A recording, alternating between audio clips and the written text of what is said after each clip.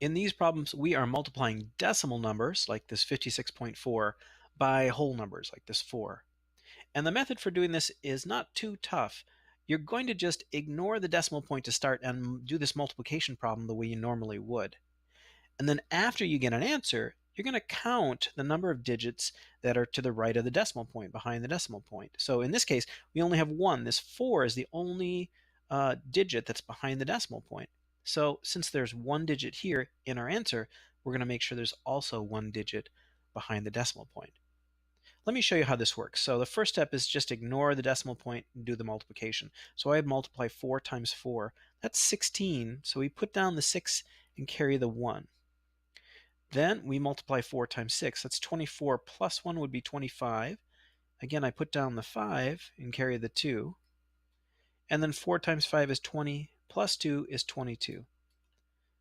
Now, I've got one digit to the right of the decimal place. So I want that same thing to happen in the answer. So I can just put my decimal right there, and I've got 225.6.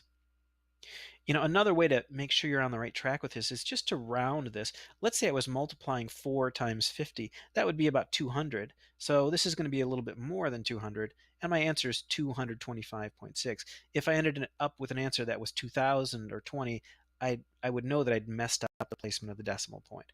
So that's a way to think about checking it. Let's try one more just for practice here. So I've got 4.73 times 6. So I'll start by ignoring that decimal point and doing the multiplication. 6 times 3 is 18. Put down the 8, carry the 1. 6 times 7 is 42, plus 1 is 43.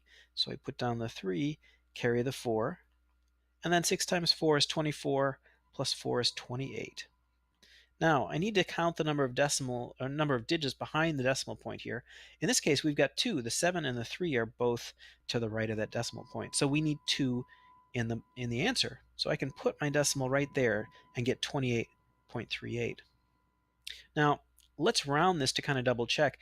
4.73 is pretty close to 5. So if this problem was 6 times 5, we'd get 30. So this should be a little bit less than 30. And 28.38 seems like a little bit less than 30. So I think we probably got this one right. So that is how to multiply a decimal by a whole number.